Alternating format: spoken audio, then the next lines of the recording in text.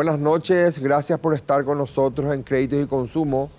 Hoy estaremos hablando del mundo del consumo y cómo impacta a nivel nacional cualquier cuestión que tenga que ver con el mundo internacional. En un mundo globalizado donde todo se sabe, todo influye. Invitamos a Luis Frete, el analista internacional, fue embajador, es docente universitario. Y vamos a hablar con Luis sobre cómo incide internacionalmente todo lo que pasa internacionalmente en el consumo en nuestro país. También en el último bloque estaremos hablando con una emprendedora que nos cuenta su historia de vida durante 8 años de emprendedurismo. Luego de la presentación, comenzamos con el programa. Créditos y consumo. Auspician Bixa. Crediágil. Credisolución a tu alcance. Carsa. Serfín, creciendo juntos. Universo de créditos y consumo. SDM Créditos. Electrobam. Apoya Dr. Valé.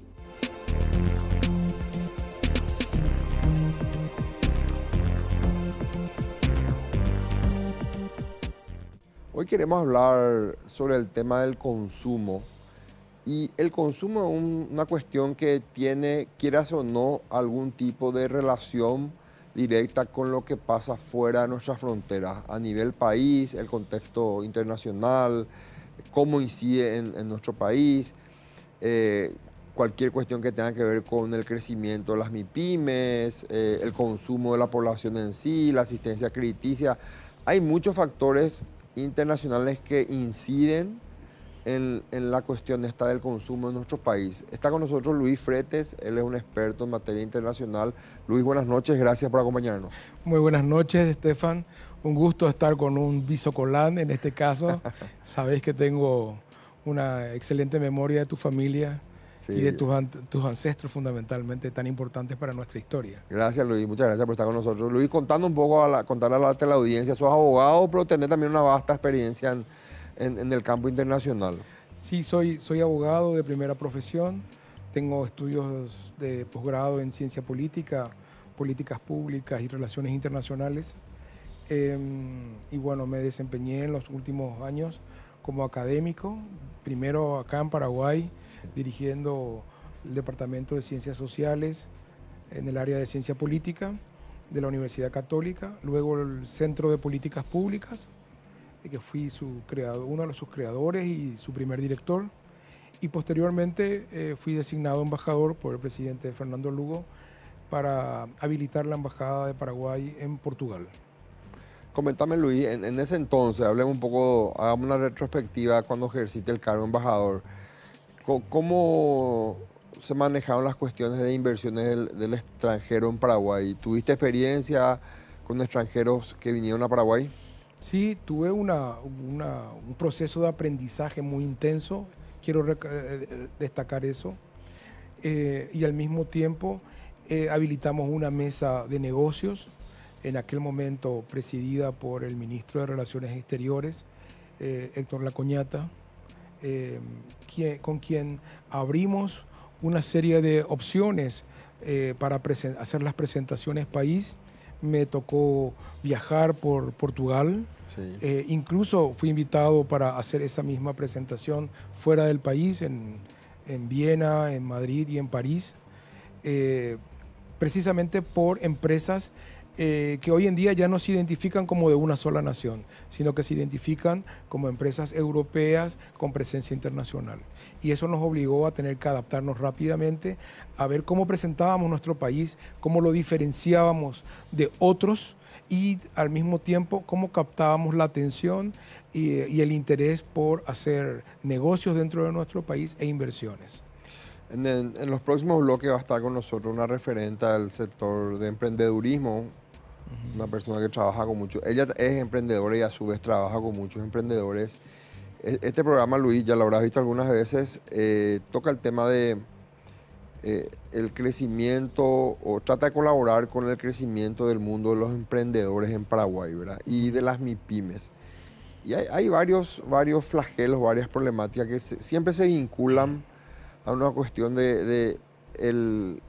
digamos, el universitario que se recibe, que quiere emprender, y no tiene capital operativo, no tiene un capital semilla, no tiene una fácil asistencia al crédito en nuestro país. ¿Vos ves como una probabilidad que desde internacionalmente recibamos algún tipo de apoyo, entiéndase algún tipo de programas? ¿Conocer alguna experiencia similar en otros países, Luis? Sí, creo que es posible plantearnos nosotros mismos una alternativa para nuestros emprendedores. Y parte de mi experiencia en los últimos 6 años estuve viviendo en Lisboa, enseñando en el Instituto Universitario de Lisboa, que es una de las 50 mejores universidades europeas nuevas, que tienen la característica de que orientan a sus estudiantes para desarrollar actividades dentro del mundo laboral.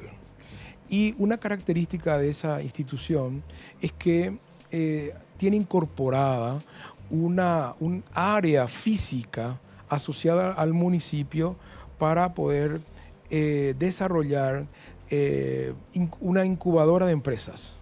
Ya. Entonces son los estudiantes, presentan proyectos de empresas, planes de negocios, y son asistidos en la parte administrativa, legal y también en algunas orientaciones de marketing y de comercio internacional, con el propósito de luego conseguirle fondos ángeles, que se le llama, claro, o bien capital semilla, con el propósito de internacionalizar esas empresas. Una particularidad que he visto en los últimos años y que está asociado increíblemente a las políticas públicas, porque todo el mundo cree que esto es exclusivamente del ámbito de la economía o del área de las administraciones, sino que esto está asociado con las políticas públicas que incentivan el desarrollo de las pequeñas y medianas empresas, particularmente tecnológicas, sí, y que tienen como un horizonte el hecho de conectar y promocionar sus productos y encontrar sus mercados en el exterior, porque es donde se proyectan este tipo de empresas. Y en América Latina hay experiencias muy valiosas en Brasil, en Uruguay, en Argentina. Recientemente estuve invitado por la Universidad de Buenos Aires y he visto una experiencia en el gobierno de la ciudad de Buenos Aires que tiene todo un programa de incentivos al desarrollo de las pequeñas y medianas empresas tecnológicas, y que quiere convertir a Buenos Aires como una ciudad atractiva para estos emprendedores y desarrollar lo que se llama la economía del conocimiento, es decir, darle un valor adicional al conocimiento que van desarrollando las personas, tanto en la universidad como en sus experiencias laborales. Y creo que eso es posible en nuestro país si contamos con los instrumentos adecuados y con un apoyo de tipo financiero por parte del Estado, pero al mismo tiempo de una política de promoción por parte del Estado de insertar nuestra economía en los mercados globales. Todo lo que decís es muy importante y requiere, a mi criterio, sí o sí, políticas públicas claras del Estado, que es lo que yo creo que hoy en día no existe. Fíjate que en pandemia, Luis, nos llenamos las bocas todos, inclusive yo, los gobernantes, la gente en general, hablando de los emprendedores, que los emprendedores la lucharon, aguantaron, siguieron moviendo la economía, haciendo hasta las ventas online, la venta, es decir, pasaron por un momento complicado, pero igual se pusieron la situación al hombro, digamos, ¿verdad? Y es el momento de los emprendedores. Y en el último presupuesto general de gasto para el 2023, un abrupto recorte sufre la Secretaría, el Viceministerio de MIPYMES en nuestro país. Entonces, yo siempre digo que la política pública o la voluntad política de un gobernante se transmite en el presupuesto. Es decir, porque vos podés hacer un discurso diciendo hay que apoyar acá, pero luego tener un presupuesto donde no tenés lo más mínimo de inversión en lo que declaraste, ¿verdad? Entonces, a mí imagínate, yo no soy el viceministro y hablé acá, estuvo con nosotros acá Isaac Godoy, me imagino lo frustrante que habrá sido para él después de un trabajo tan arduo. Me decía él, tenemos 20 proyectos y programas de apoyo. Hoy con esta plata vamos a poder seguir con 2 o con 3. Entonces, faltan políticas públicas, Luis, en este tema. Faltan políticas públicas y aquí hay que apostar a los emprendedores. Y yo veo que eso está muy desarrollado a nivel internacional. En Paraguay pareciera ser que el emprendedor, déjale nomás que él solo crezca, ¿verdad? Y como que no estamos ahí ayudando, dándole la mano, apoyándole en el momento complicado, asistencia financiera, educación financiera. En tu experiencia fuera del país, ¿vos ves esa diferencia, Luis? Creo que en nuestro país lo que está faltando son ideas políticas alrededor de nuestra inserción en el comercio internacional.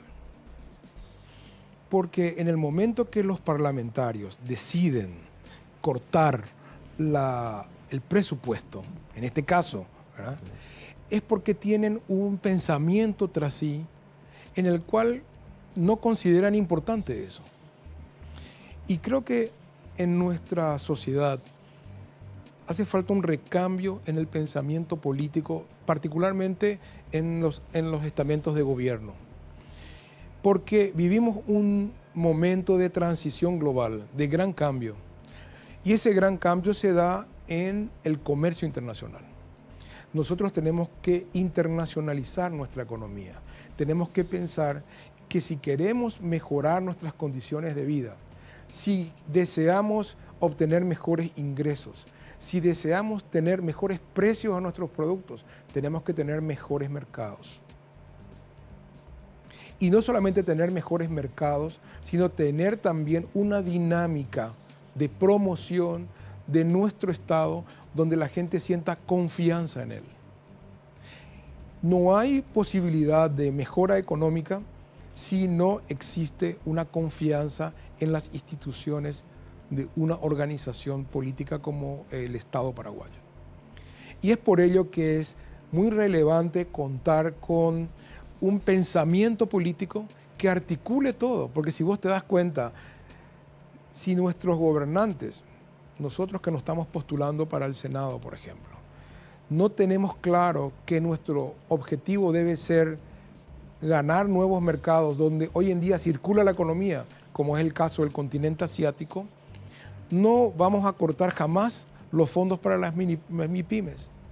Y vamos, al contrario, debemos incentivar con mejores créditos y también con políticas de promoción para poder insertar nuestros productos en esos mercados. Y eso también está articulado con la educación. Claro. Porque si vos no tenés recursos para educar a la gente en el momento de hacer el packaging, ponerle una buena etiqueta, El marketing. tener un buen marketing, tener un producto de calidad constante, tener un discurso elaborado a través del producto. Tener una estructura contable que te sustente el negocio. Y tener también una visión de tipo financiera, de saber si un negocio puede ser rentable en el corto, mediano o largo plazo. Claro. Entonces, todo eso forma parte del proceso educativo donde también tiene que haber dinero público. Ahí es donde la educación financiera se vuelve algo muy clave, algo muy tangencial para los emprendedores, y no solo a los emprendedores, para la ciudadanía en sí. Quiero ir un corte, Luis, a la vuelta a la pausa. Quiero seguir con este tema que está muy interesante. Volvemos en breve con Luis Fretes.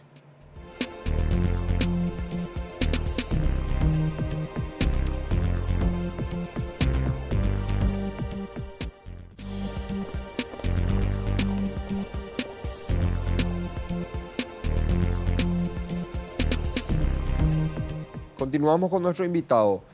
Luis, hablábamos de falta de educación financiera, hablábamos de la importancia de que se visualice la internacionalización de los emprendedores paraguayos, entrar a las puertas del comercio internacional. Algo muy importante, pero fíjate que los emprendedores en Paraguay ni siquiera están pudiendo lograr ser proveedores del Estado a nivel nacional.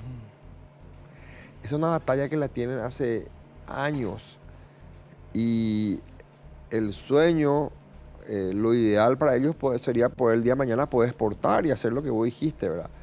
Pero tiene una batalla previa, ni siquiera al propio Estado le pueden vender, ¿verdad? ¿Entendés? O sea, fíjate el eslabón que le falta cruzar, ¿verdad? Entonces ahí es donde se vuelve muy clave, a mi criterio, lo que sean las políticas públicas de nuestros gobernantes actuales, ¿verdad? Sin duda. Nosotros A veces encontramos esto como algo paradójico. Sí. Porque si nosotros consideramos que el tejido económico de nuestra sociedad es pequeñas y medianas empresas, y es aquella que da mayor movilidad también social, debe haber una facilidad para que se deslice todo este proceso económico.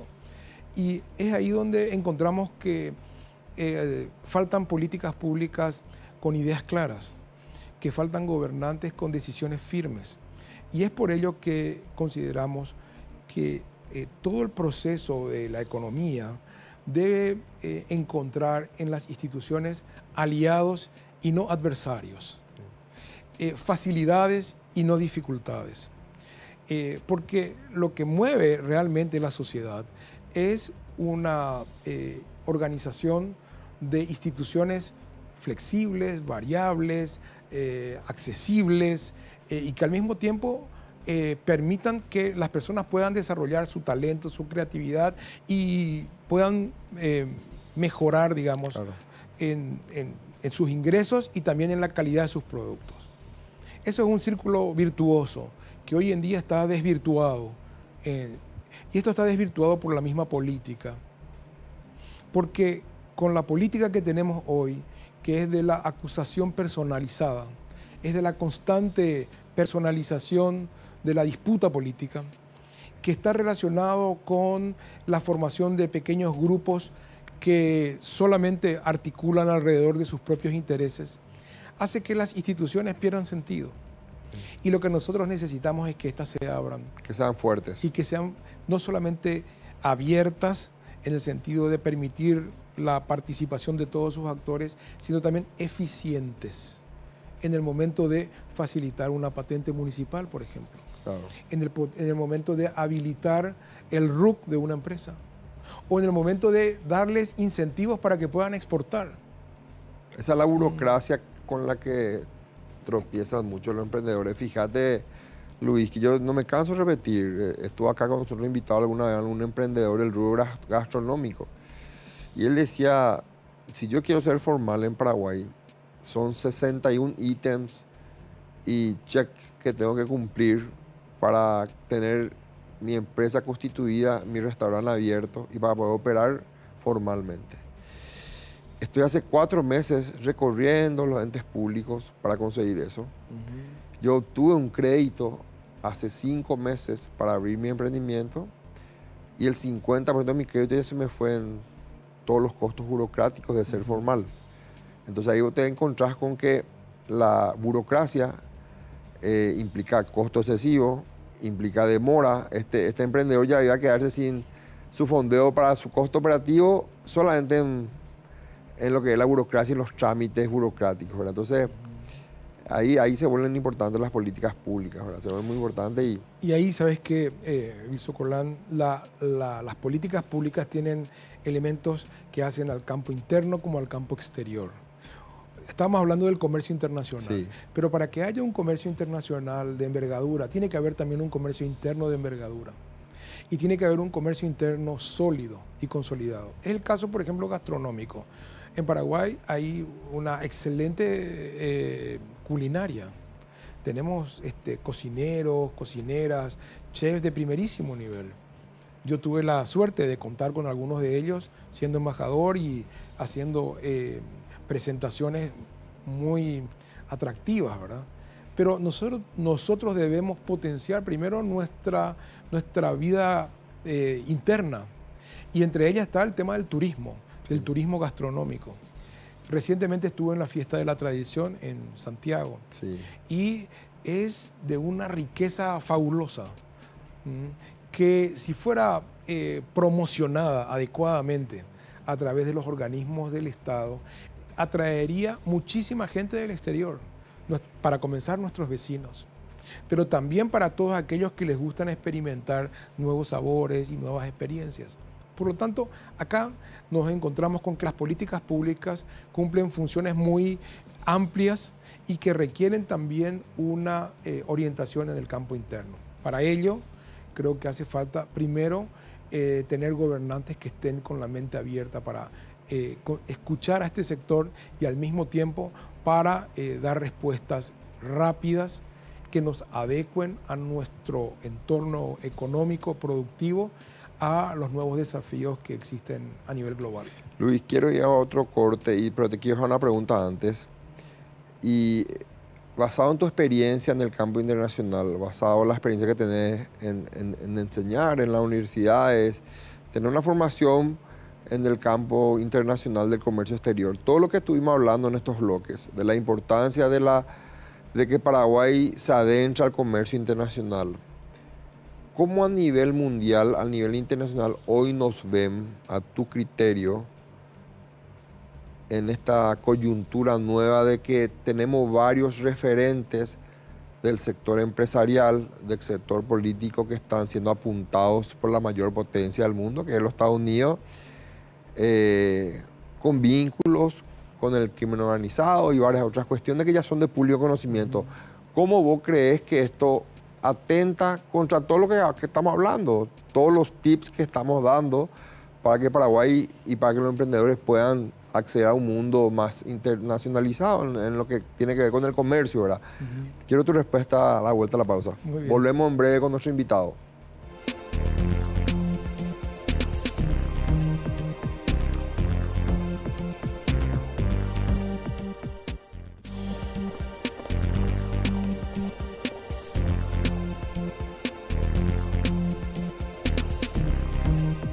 Volvemos con Luis Fretes, muy interesante está la charla, Luis. Te hacía una pregunta al cerrar el corte pasado y me gustaría un poco escuchar tu reflexión. Una pregunta así, tipo ametralladora, ¿verdad?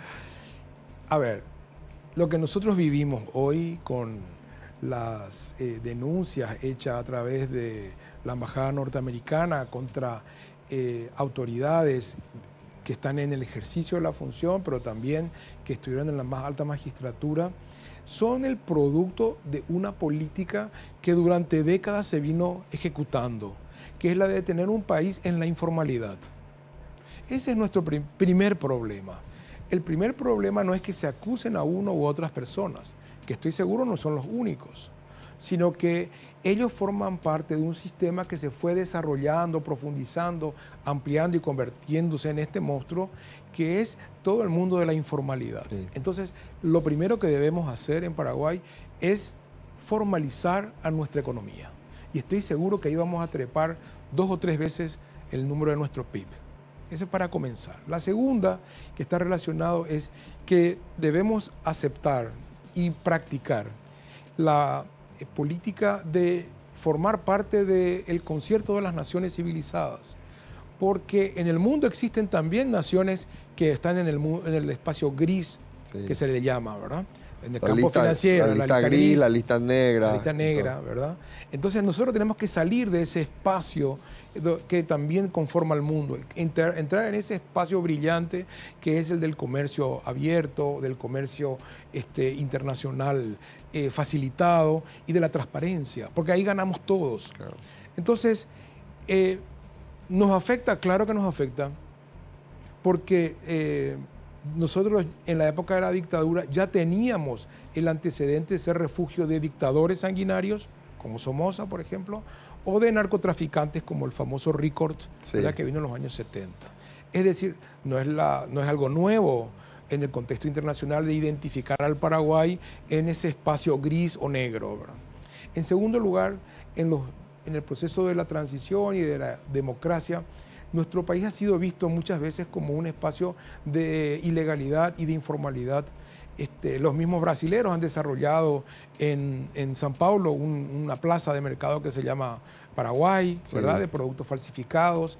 Y entonces, en el contexto internacional, siempre se nos presentan entre los falsificadores. Está instalado eso. Entonces, nosotros debemos hacer lo que hicieron otros países, como por ejemplo Tailandia, ¿verdad? Que era un país de falsificadores. Corea también, ¿verdad? O sea, muchos países han formalizado sus industrias y se han lanzado a intervenir en el comercio internacional como actores muy dinámicos. Y eso es lo que nosotros debemos hacer, convertir a nuestra economía en una economía internacionalizada, transparente y al mismo tiempo que dé buenos dividendos, porque es ahí donde vamos a ganar. Y finalmente creo que lo más importante de todo esto es que tenemos que aprender rodeada de tierra, como decía Roa Bastos, Sí. y que la gente nos ignora. No, nosotros formamos parte de ese mundo. Y que los niveles de mercado informal, de negocios del narcotráfico, de circulación de ventas de armas o de tráfico o de trata de personas, es un espacio que nosotros debemos abandonar y que tenemos que sacar a nuestro país lo más rápido posible. Porque la tarea para recuperar esa imagen es lenta y tenemos que dar muchas pruebas de que estamos en el camino cierto de la recuperación. Yo creo que es posible, porque la mayoría de los paraguayos son personas trabajadoras, son personas ingeniosas, son personas hábiles para el comercio y también hábiles para desarrollar nuevos emprendimientos. Claro, eso está demostrado cuando el paraguayo sale fuera del país, es el mejor empleado, por qué no decir el mejor emprendedor, entonces siempre se destaca a nivel internacional. Pero eso tiene un componente muy importante, que es que la sociedad en la cual se desenvuelve, hay formal, unas reglas claro, transparentes, claras. hay unas reglas claras. Entonces uno sabe que cuando va a cruzar la calle tiene que hacerlo por la cebra. Y cuando quiere formar la fila, si va a tirar basura en la calle va a tener una multa importante. O sea que decías vos algo muy importante, Luis, el tema de la imagen, cómo cuesta recuperar la imagen, una imagen que cuesta construirla y luego cuando se deteriora cuesta recuperarla. Me llama un cliente italiano y me dice, tengo la idea de invertir en Paraguay, pero acá tengo unos paisanos que tuvieron una muy mala experiencia en el mundo del cemento y necesito que vos como abogado me digas si voy a tener la protección jurídica del Estado para que no se queden con mi proyecto cuando yo desembarque en tu país y me vaya con mi plan de negocios, con mi idea, con esto, con aquello. Porque yo tengo que ir a entrevistarme con toda la autoridad en tu país. ¿Y cuál es la protección jurídica que yo tengo y que tu país le da a los inversionistas? Fíjate la pregunta que me hace y me relaciona con lo que aconteció con la cementera italiana que vino hace varios años a iniciar un proceso de inversión aquí en Paraguay. Entonces, eso va con lo que vos decías, cuesta mucho reconstruir la imagen, ¿verdad? Esa imagen, sin duda alguna, se construye con el tiempo, pero también tenemos la posibilidad de cambiarla muy rápidamente. Yo tengo una experiencia muy linda siendo embajador y representando al gobierno. Acá vino el presidente del Banco Islámico a conocerla, a Fernando Lugo. Yo hice esas gestiones y precisamente porque vio que Paraguay había cambiado el gobernante, ¿verdad? Que la característica de los gobernantes eran personas que estaban vinculadas al mundo, digamos, de las dictaduras, de los empresarios, digamos, no muy transparentes. Y el hecho de tener a un sacerdote como presidente llamaba la atención a uno de los principales jugadores del mundo financiero global, que es el Banco Islámico con sede en Abu Dhabi, ¿verdad? Y él vino acá y estuvo 5 días en un enero muy caluroso visitándolo al presidente Lugo. Y eso es cuando uno transmite una imagen diferente. La gente se puede animar, se puede entusiasmar y nuestro país tiene tantas virtudes, tiene tantos recursos que encanta a cualquier persona. Lo que necesitamos nosotros es que las instituciones y los gobernantes sean diferentes. Coincido plenamente contigo. Gracias por estar con nosotros, Luis. Necesitamos seguir conversando, te vamos a invitar con mayor frecuencia. Fue muy interesante la charla y muchos temas quedaron, pero vos sabés cómo es la televisión. Siempre, sí, muchísimas siempre gracias. Que el tiempo queda corto. Sí, muchísimas gracias. Sabes que también estoy en la carrera del Senado acá, sí, ¿verdad? Sí, y sí, entonces, sí. Pero yo vine para aportar mi granito de arena y servir al país. Gracias, Luis. Muchas gracias por estar con nosotros. Gracias. Esta fue la entrevista con Luis Fretes. Continuamos con el programa.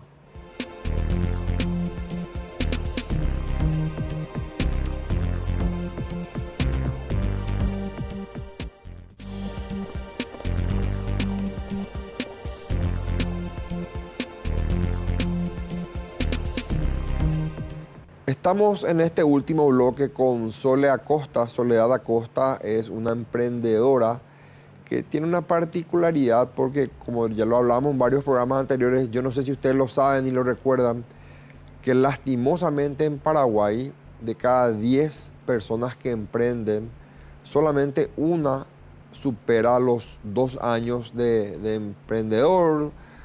Una es la que logra que su emprendimiento, digamos, se instale en nuestro mercado y luego pueda crecer como una empresa y, por qué no, así convertirse en una MIPYME importante. Soledad, buenas noches, gracias por estar con nosotros. Buenas noches, muchas gracias por la invitación. No, por favor, te presentaba porque yo sé que tu emprendimiento ya tiene algo así como 8 años, Soledad. Así Entonces, sos la excepción de la regla, porque en Paraguay la regla es que de cada 10 emprendedores, 1 y a veces 2 son los que superan los 2 años de vida. Es que es bastante complejo emprender, ¿no? A veces se ve como algo así muy idealista, pero no lo es. Contanos un poco cuál es tu emprendimiento primero para conocerlo y luego me contás un poco tu experiencia. Bueno, yo tengo un espacio holístico. Holístico significa integral. Lo que hacemos en el espacio es cuidar el bienestar integral de la persona. Y dentro de ese espacio, para lograr ese objetivo, tenemos una tienda de alimentos saludables. Sí. Estamos con toda esa línea de semillas, harinas sin gluten, productos saludables orgánicos. En general, orgánicos. Aparte de eso, tenemos clases de yoga, tenemos un consultorio donde hay terapias, hay psicólogas y también terapias alternativas que ahora están en auge también.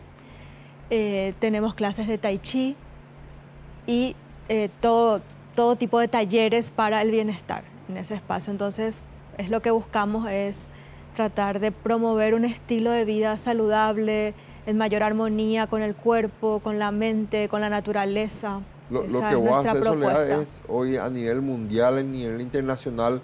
Me tocó viajar en muchos lugares, es el boom, es algo que está en auge y cada vez uno ve más emprendimientos con ese target, digamos. Así es. En Paraguay, algo novedoso, algo innovador.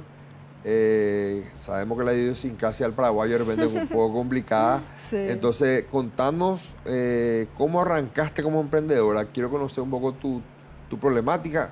No habrá sido todo color de rosa, seguro. Así mismo. Y arranqué con una crisis justamente, o sea, arranqué ya mal.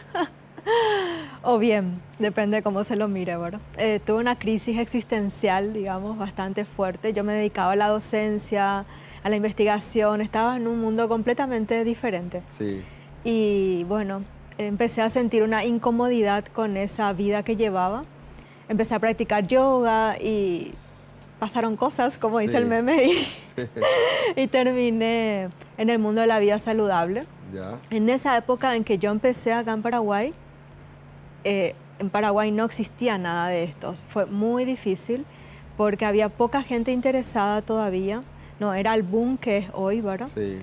Y fue construir realmente día a día ese emprendimiento con muchísimos desafíos.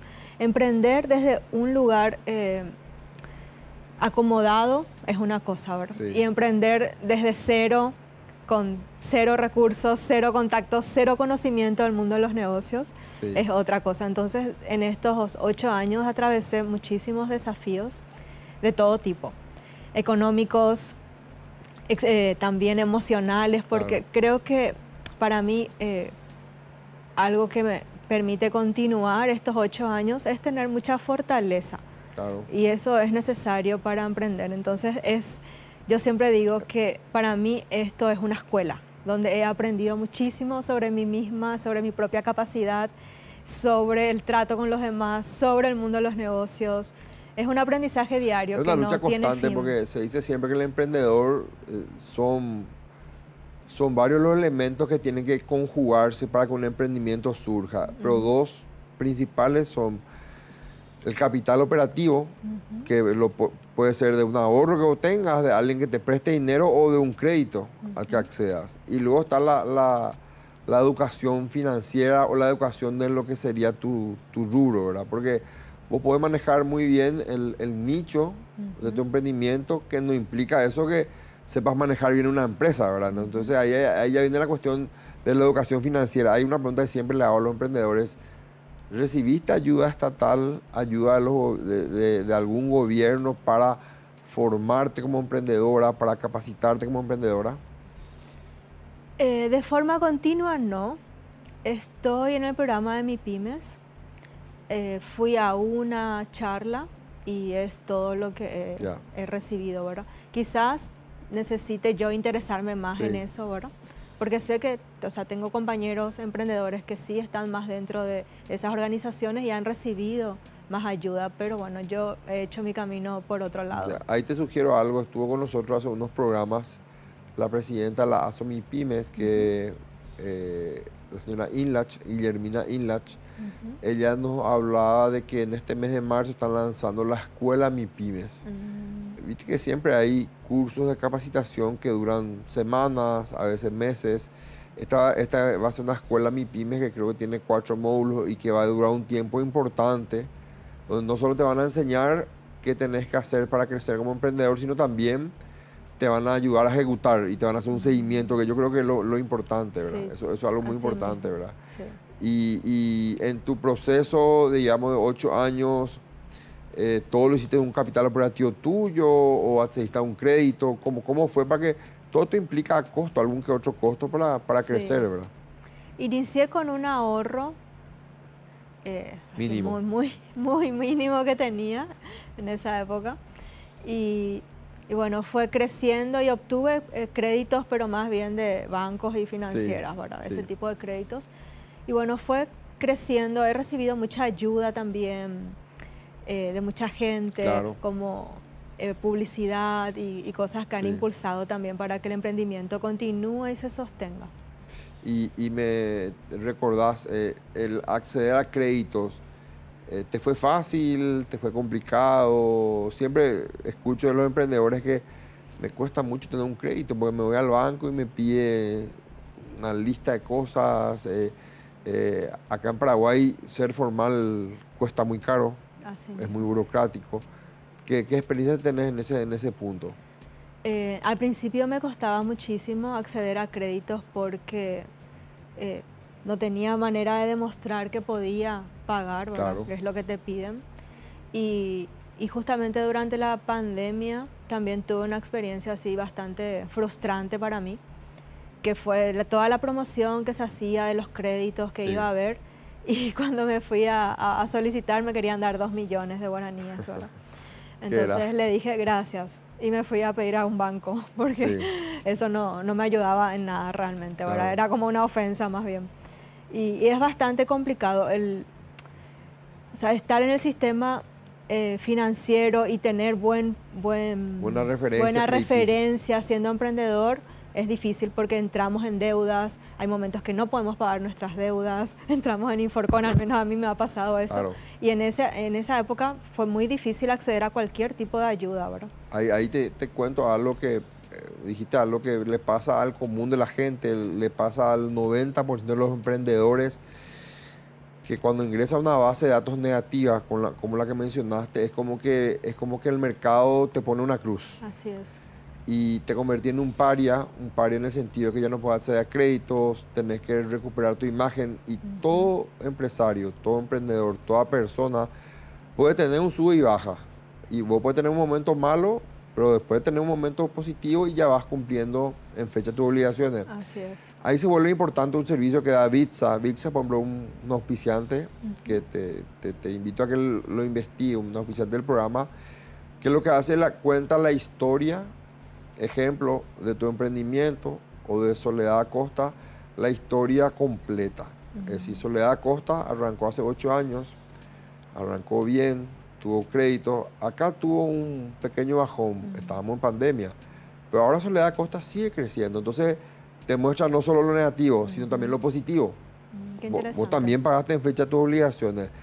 Entonces, eso es importante porque ahí lo que hace VIXA es da un scoring, una calificación. Dice, bueno, esta chica hoy en día ya está cumpliendo con sus obligaciones, y eso hace que la información llegue a los bancos, a las financieras, a las casas de crédito, y ellos puedan decir, no, ya no le damos a 2 millones nomás, allá ya le podemos dar más. Es muy probable que esa entidad que te dijo solo 2 millones fue porque alguna vez te vio en Inforcom. En cambio, si tenía la historia completa, que vos sí pagaste bien muchas otras obligaciones, la línea de crédito iba a ser superior, ¿verdad? Entonces es importante hoy en día que el emprendedor tenga un historial crediticio y recurrir de repente a a empresas que te dan este tipo de opciones, ¿verdad? Quiero agradecerte mucho por estar con nosotros, por compartir con nosotros. Te pido un mensaje breve para aquel que está iniciando un emprendimiento. Retrotraerte así a 8 años atrás y ¿qué le recomendaría a un emprendedor que hoy está iniciando? Creo que todos los que iniciamos esto, iniciamos por un sueño, ¿verdad? Algo así muy, muy personal que cada uno siente que necesita transmitir, entregar. Y es tener fe, tener fe y confianza en creer. Es como cada día es un camino de creer que es posible. En ese momento en que parece que no, hay que tratar de seguir creyendo, porque si es realmente tu sueño y hay un propósito en eso que estás haciendo, eso en algún momento va a ser más fácil de llevar. Y ahí también permitirnos cambiar nuestra mentalidad de que todo tiene que ser difícil. Sí. Que yo he vivido muchos años con eso, que todo es difícil, pero llega un momento en que tenemos que confiar de que las cosas pueden ser más sencillas también. Sí. Y ahí permitirnos recibir todo esto que vos también mencionás que existe, ¿verdad? Y todo lo que está al servicio de los emprendedores, la gente que está también dispuesta a ayudar. Y confiar en eso. Lindo en uno mensaje, mismo. Soledad. Muchas gracias por estar con nosotros. Gracias a vos. Esta fue una entrevista con Soledad Costa. Terminamos un programa más de créditos y consumo. Los esperamos nuevamente el próximo jueves a la misma hora, 21 horas, aquí por Canal Pro. Gracias por su preferencia.